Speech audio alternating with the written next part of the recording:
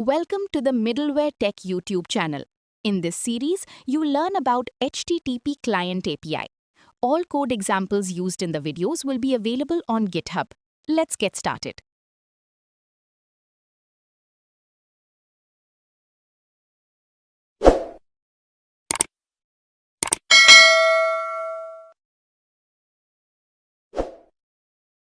Client API, this one.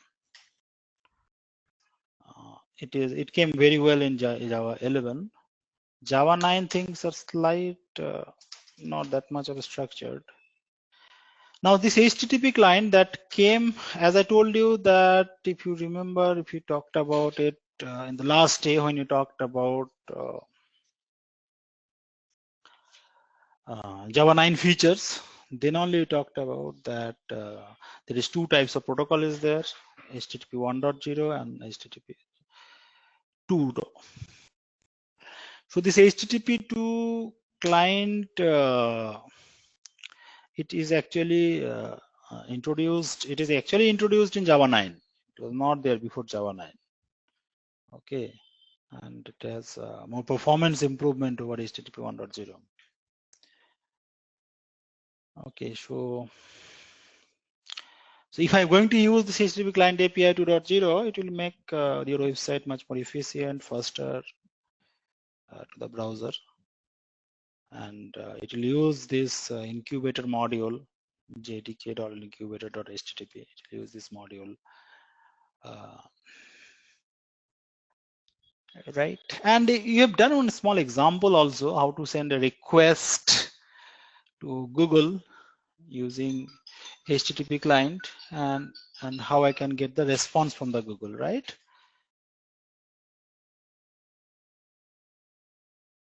Using jdk.incubator.http API, and how to get a response using Java 9. You have done an example, but that example you have done, you have shown how it works.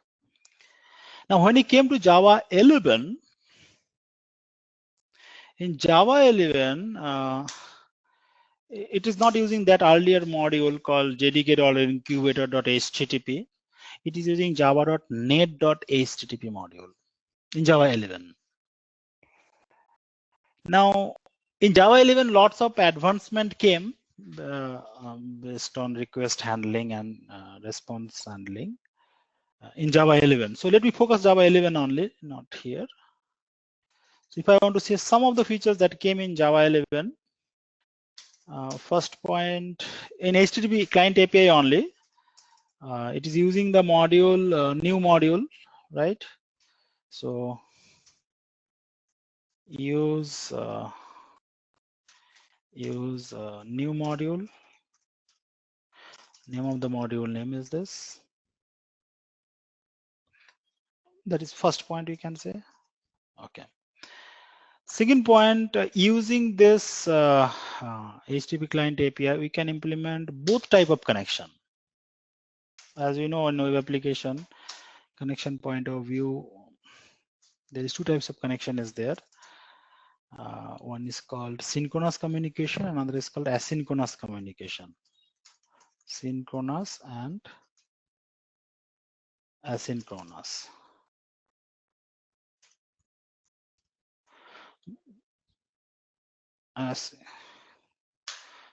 Two types of communication is there. So we can implement both type of communication. Right? Okay. Now here, what does it mean synchronous communication? So this is my client.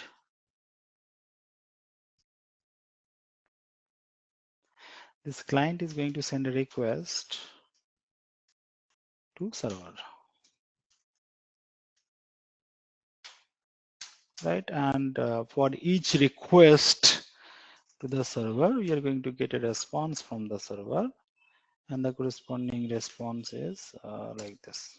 For each request, you will get a particular response. For each request, there is a reply. That is synchronous communication. Already you know, right? For each request, there is a reply. Similarly, asynchronous communication, how we define? asynchronous. So asynchronous communications are two types. Okay, there are two types. One is called fire and forget. Another is called fire, wait, and callback. So what does it mean by fire and forget? Okay, fire and forget. What does it mean? As per example,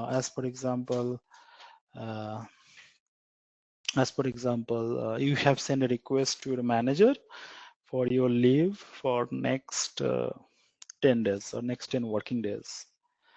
Manager is also on leave during that time. So, or he is not with the system or whatever it is, he is not available on the other side. So automatically the request will wait 2 days or 5 days. Then if there is no response from the manager, it will go to the immediate manager, so that they will either approve or they are going to reject the leave. So this type of request handling is called fire, wait, and callback. This type of request handling is called fire, wait, and callback.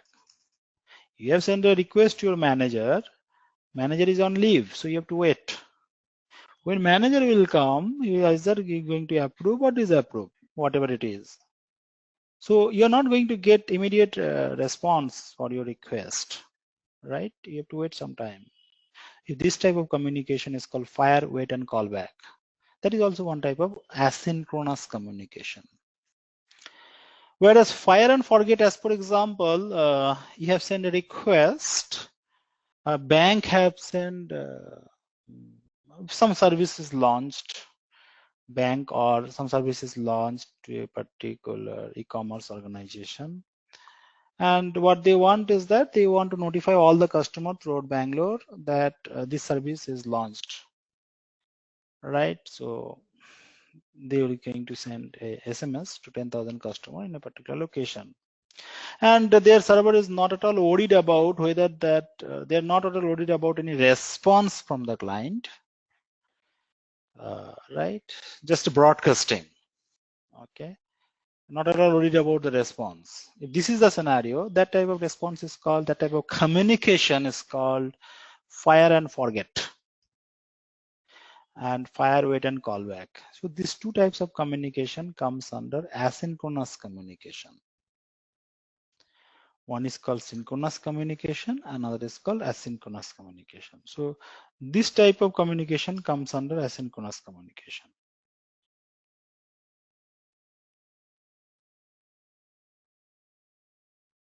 Correct? Correct? Right? Okay. Now, right? So this HTTP client API that you are talking about, this HTTP client API, we can use to implement both synchronous communication and asynchronous communication both, right? Another point to say that yes, we are going to use this module. Yes, fine. So this is what it is, the earlier module only, the standard. Earlier we have used the module. It is just in Java 9 we have used one module, right? When I'm going to talk about HTTP client API, it is just an standard version of that module only. In Java 9 you have used jdk.incubator.http package. So it is a standard version of those only. So when I'm going to use a HTTP client with HTTP client API with HTTP 2.0, so we are going to use the advanced version of the last module only. So this will come in the package called java.net.http. Okay, it can handle multiple requests. Number 3 can handle multiple request. Fine, like this, if you're going to add, you can add 10 to 20 points like that. So without doing that, what we'll do is that let's do in a small example. Let's see how this HTTP client API work.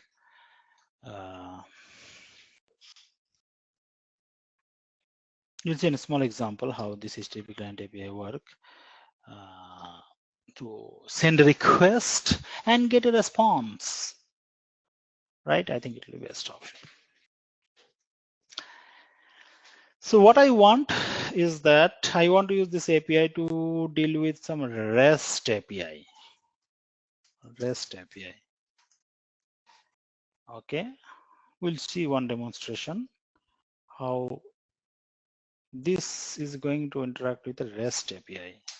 This type of example we'll try to explore now. Right, so it's how it is going to send a request. So using this HTTP client API to HTTP 2.0, you are going to send a request to REST API. Very simply, what you are going to send a request, and REST API is going to send a response to you using HTTP client API. We're planning to do this type of example. You're going to send a response, right? So we'll talk about this type of example. So now you have to create your own REST API. No, I don't want to create my own REST API. I want to use some freely available REST API in the market. I'll tell you that type. One of the freely available REST API is https:// I'll just tell you req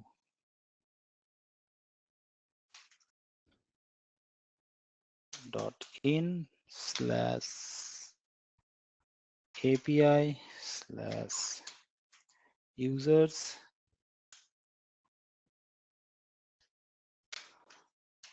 page equal to see here. This is one of the API that is freely available. If you want to cross check, see here, Control V. See here, this is an API that is returning the details in the page 2. Total 12, total 2 data is, these are the data. Email ID, first name, last name, and he is connected with this service image. Another data is connected with another image. Another data is connected with another image. So it is returning some details about something about user. See here, right? It is returning some user details. Very simply, if you want to say, it is giving user details and is going to send a JSON message. User details in JSON message. So it's a freely available API. Okay, that's why it is running. Okay, so it is returning a user details. Okay, user details. So if something is returning user details means what? I'm going to talk about get type request. Returning means what? I'm going to get type request. So this API is doing some get type request, returning some details. What I want to do? I want to send a request to this API and get a response using this API. Whatever it is going to return, I'll take it using HTTP client API, that is using HTTP2. That we are going to do here. That means you are going to use Java 11 HTTP client API to send a request to a REST API and get a response from the REST API. How I can do that? All right. So let's write a small code. Some of the codes will come automatically. Better to write here because most of the code will come automatically. So it will be helpful. Just write a class HTTP client demo, right? Write a class, name of the class, just write HTTP client demo. Finish. Okay, so here, Control S.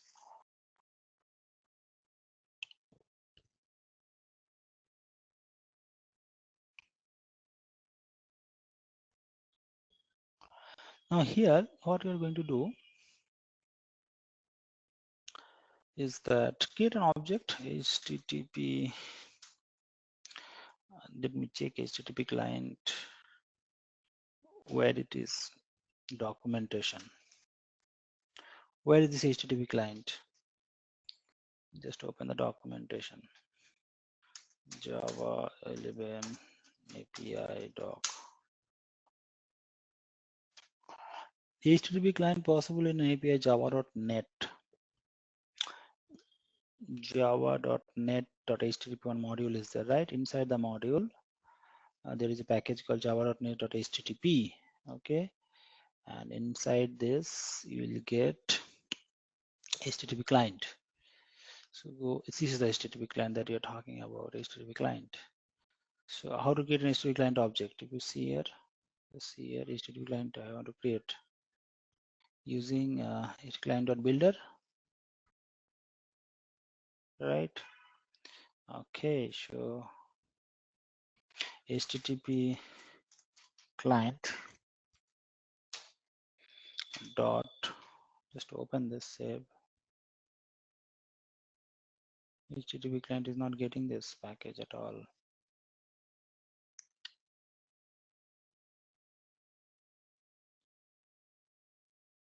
You can import that.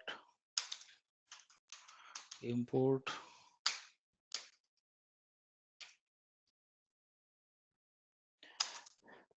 java.net.http.star, Control S. Okay, you have to add. Okay, now it can work. Now here we have added this, right? So now it came. Now you have to use HTTP client dot new builder dot build. I'm getting a client object. Where client you can use as you wish, equal to this.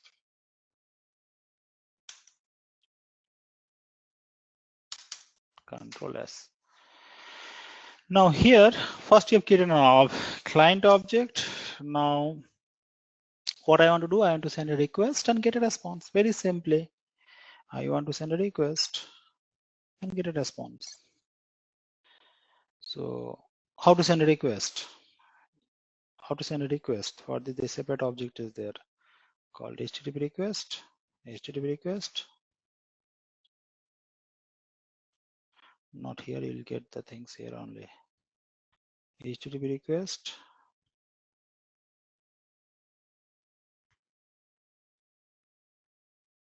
Yes, this only you have to do, right?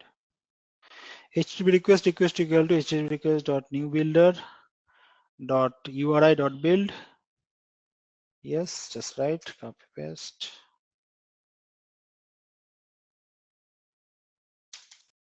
Control V. Request equal to. It is not mandatory that you have to use HTTP request always. You can use where also because already you know the use of where. Request equal to builder dot URI. Okay, URI dot create java.net. I don't want to use this. I want to use my own. This one I want to use. Already I've tested. REST API is working fine. So this is going to test it, send a request to this API. Dot build. Control S. Now once you have sent a request, now I'm going to get a response. So you can use where response equal to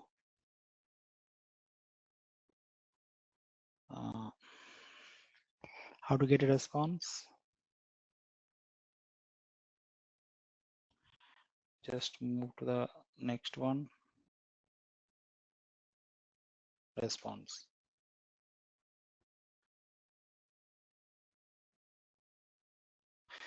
A response client dot send. This is the response format. Control C. Everything is given. Just you have to response. I want to take as a where. So not required. We can take it as a where only. Client.send. Client is going to send a request, comma, body handlers dot we have to import, is it? Import, save. It is going to go through the exception. Okay, Control S. That's it. So we got a response. So we send a request. After sending a request, it is going to send a response. Right. Now I want to see what is there inside this response object, like a status code or response body, something like that. Just print them. System.out.println. You can write request dot not request, response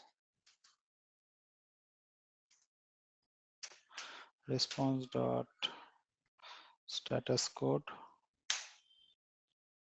or system.out.println. You can write here response dot body. That's it. Save it. Java application.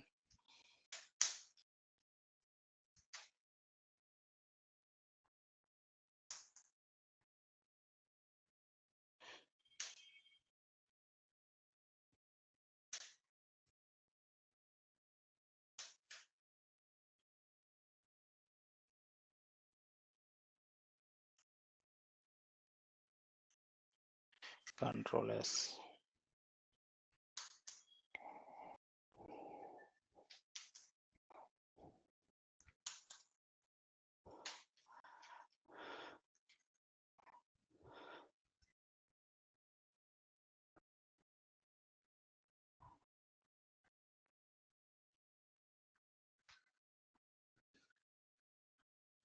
Right.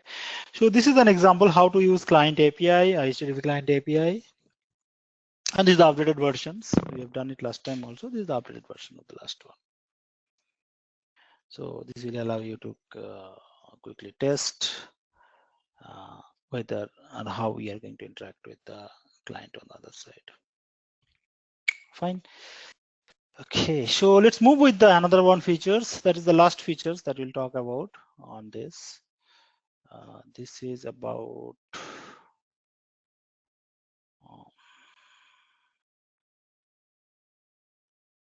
yes, read and write a string to and from the file.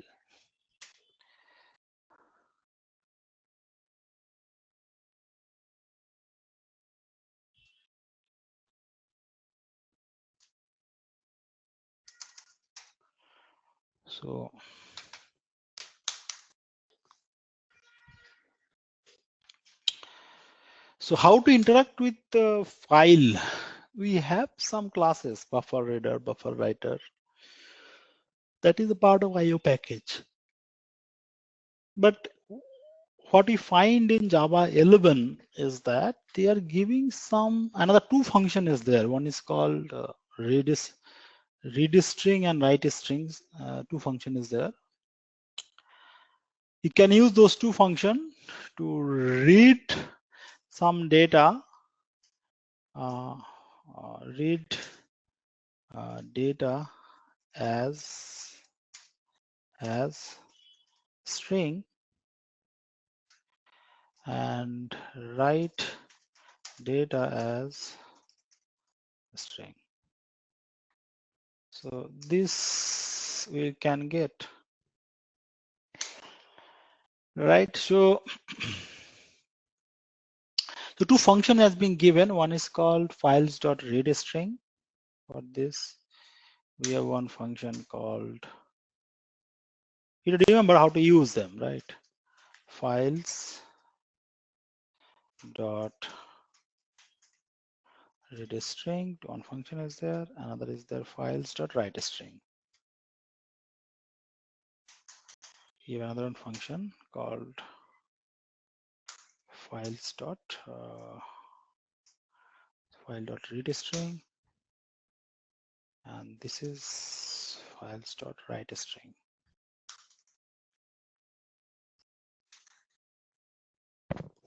So we've been given two functions. So what we have to do is that how to use these two functions when I'm going to interact with a particular file, right? Now we have to remember that yes, I can use these two functions when I'm going to read data as a string and write data as a string. Remember, these two functions you can use only when you are going to read and write data as a string, not as an audio or video. So we use this two function when we want to read data or write data as a string,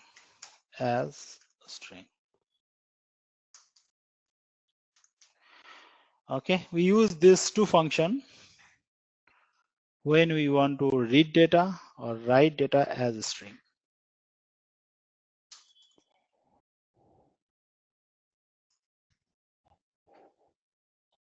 Right? Okay.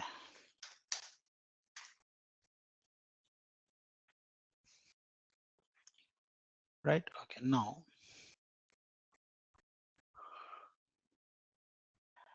so let's do one small example. We'll check, because if you want to read some audio or video, then this method is no use. This is very specific. Use is only when you are going to read something as a string. Okay. So let's try one example where you're going to read some file as a string. So create a particular data folder inside a C drive, something like that, C colon.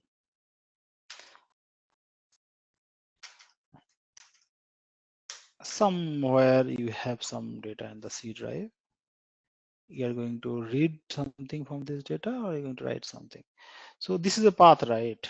This is a path, Control C. Let me write code here properly. Right click, new class, string read write, string read write. Okay, this is my main method. Okay, so this is a path where I have my file. So you can use where path equal to, and put it in double quotes like this. Control S, right? So what I want is that I want to use read stream. So files dot read. First I want to write. Okay. Let me check whether this file is there or not first. Go to C drive. I think it is there. Last time we have tried it. C drive. App folder is there. Yes, in the app folder you have some file data. Is there any data inside this file? Okay, remove the data. So I have an empty file, Control S, name of the file data.txt inside the app folder of the C drive. That's it. Now what you're going to do here is that I'm going to write something inside the file. Okay, if I want to write, something inside the file. So you can use the method called write file, something like that. See,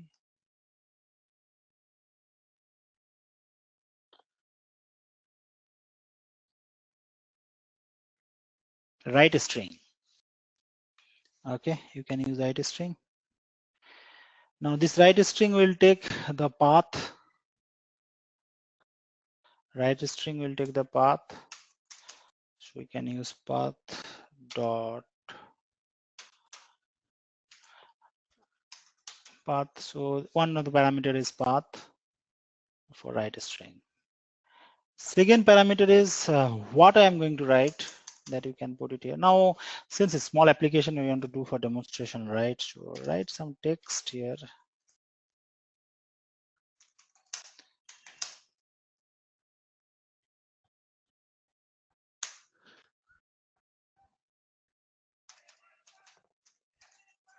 Microservice demo. Assume some text. Now, this is the text I want to write inside a file. Option means what I want to do in the file. In the file, I want to append. First time I want to append, second time I want to append, third time I want to append. So there is one, go to files dot, go to this package. There is a method here, java.nio.file files. Go to this package, you'll get the details. java.nio.file files.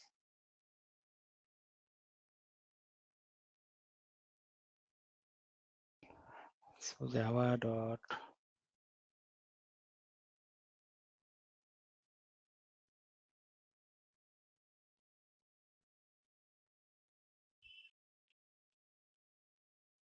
net package. Let's see it. Not this one.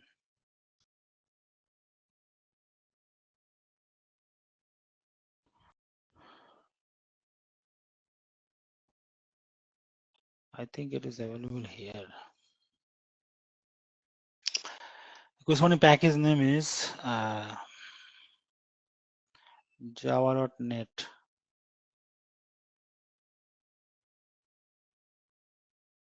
See here the package is java.nio.file. Java.nio.file. This is the package. Inside this package,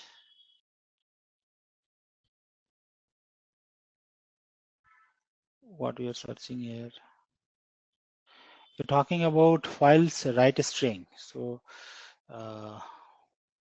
files, right? Class. Inside this, we have one method called write string.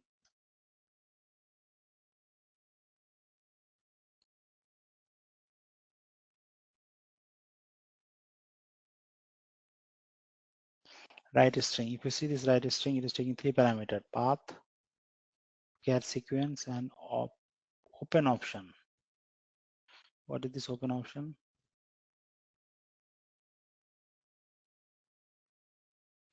Yes, standard open option. You see here, it has some function called append. So you can use standard open option, Control C, Control V standard option dot append. That's it. 3 parameter we have inside this, and you're going to write some data inside this file. That's what it's doing. It's doing the exception. Fine, Control S. So file write is done. After writing, I want to read. After writing, I want to read. So how to read? Files dot read string. Okay, how to, I want to read from the same path, right? So path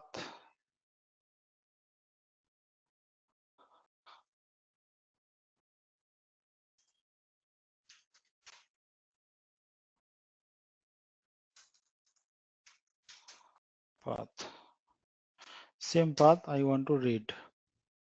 So if I want to read from the same path, What I'm going to read? Some string. So take it inside a string. Everything will convert as a string.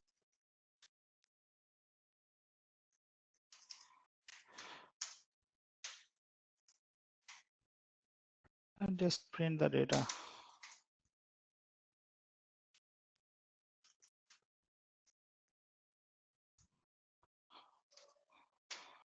S1. Control S. That's it. Semicolon.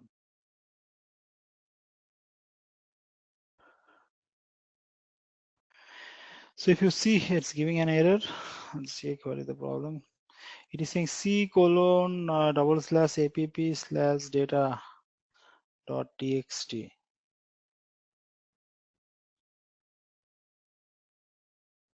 What's the problem?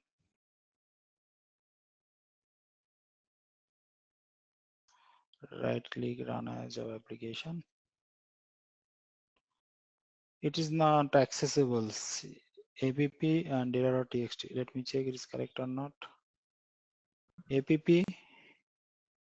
data.txt. C colon slash.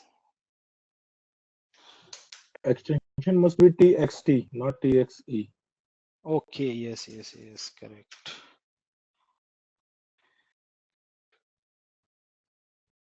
Txt, control S. Save it. This is correct. Some text I'm going to append. And after writing, I'm going to read the file's content. Then I'm going to print. It should work. Yes. So I think this should also write in the file also. Let me check the file. Yes, it's writing in the file also. So let me do it once again. So as many times you are going to write, it is going to append the text inside the file and it's going to increase. Using this, it is going to write what type of write I want. We're talking about the append part. Right? Whereas we're going to read the string, whatever is available, I'm going to read and I'm going to print. That's it. I think it's correct and it's working fine. If you see the file, yes, it's working fine. Now you can try with some other function. Here I'm using append. No, I don't want to use append. I want to use write. Control S. So just see here what I'm going to do.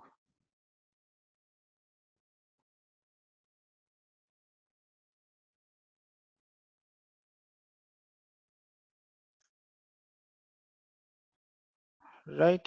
So it will not work. Do one thing. You just remove everything from this file.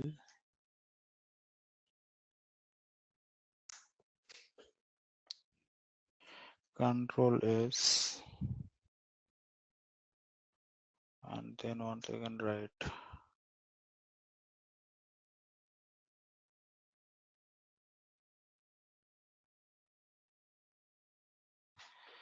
Now I think it came. Is going to write in the file. Append means whatever we have our last time, it is going to add the extra thing. So like this way, you can go with this API functionalities and you can go to the API documentation, the correct function you can use based on your requirement, right? So these are two methods that we actually added in Java 11 version, write a string and read a string, right? Fine. So let's see what are the different things that we talked about today. Now, if you see today's content, we talked about reading and writing a string to file. This is one of the important scenario. we talked about how to work with HTTP client API. I use REST API just to interaction. We have done it last day also for Java 9, but this is for Java 11 that is using the advanced module. Right, okay. Next is much more better than the earlier one. Next we talked about, yes, Lambda expression and function interface. And what we find is that var. So var concept came in Java 10 version.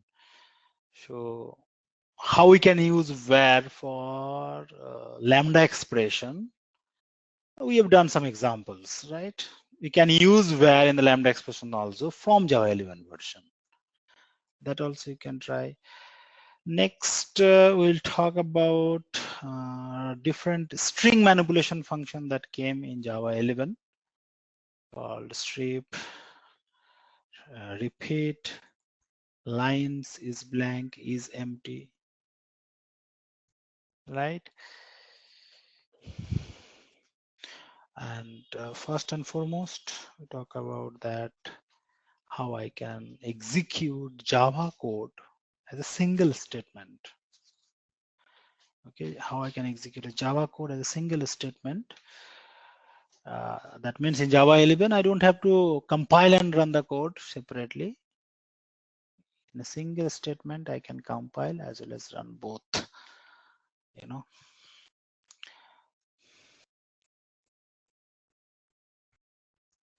Right. So this is the things that we try to talk about today. Now, what are the features we try to talk about here? These are all from developer perspective. These are the major features. All are based on developer perspective. That I'm going to focus here. Now, there is some other features also, like we have the concept like there. If you remember, there was some of the content called. Tell me, we have some content called CodeBar module. CodeBar module. This CodeBar module, what they have done is that they have completely removed this CodeBar module from Java 11. CodeBar module is removed from Java 11. It is not at all there. Okay, CodeBar, you know, that is used for distributed environment communication, and that is replaced by web service, right?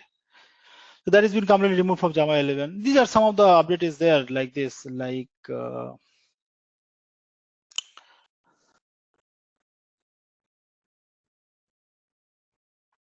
we have another one concept related to garbage collector, low latency garbage collector.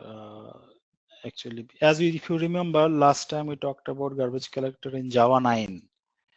In Java 9, we are using the garbage collector called G1GC, and G1GC is a default garbage collector in Java 9. Right. Now, what they have done in Java 11 is that Oracle has given some importance to the GCC, and they try to make the latency slightly low in the garbage collection. So low latency in GCC in Java 11. Like this way, some features you will get. Okay. We have some other concept also like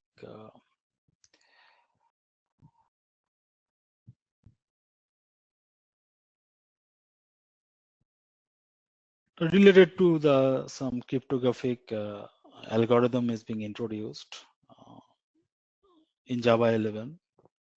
Cryptographic algorithms like some ChaCha20, ChaCha-Poly, something like that. Some cryptographic algorithm they have introduced in Java 9. But these are the features not from developer perspective. It's a knowledge perspective. You can find some more features like this. But these are some of the important features as a developer perspective that you find in Java 11, and we should work on them. And out of these, all these features, this is the very, very important one that you should know, because the approach of compiling a Java code and how it gets executed, because you cannot see the .class file from this version of Java 11. You cannot see .class file because the .class file is created in the in-memory and being loaded from the memory. Same like the Python approach only, right? So we have to try this scripting approach of Java 11, how I can compile and run my code. Fine. So these are the things that I've tried to talk about. I think it will add some values. So anyone want to add something more on this?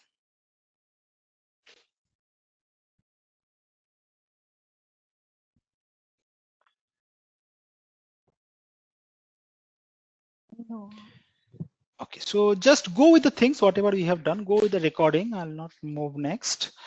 Go with the recording, whatever we have done, and I'll share all the code by email with everyone. So, Amit, yeah. can you please in the Java 9 feature? Yes. Actually, I was busy last day due to some other reason. So I'll share both the code by email with everyone, whatever we have done. And this so just go with the document things, go with the recording. If you find anything else, you can, I think everything we have shared, most of the things, how to move to that direction as a developer perspective. Best learning material is our documentation for Java 11. So go with the things. If you have any query, you can send me mail, and most of the details, doc as well as labs, everything I'll share by email with everyone. Okay. Okay, fine. So thanks for attending the session in Java 11 today, and I'll send all the details by email with everyone. Okay, thank you. Okay, welcome everybody. Thank you. Thank you, Yeah, Amitav. Thanks. Bye.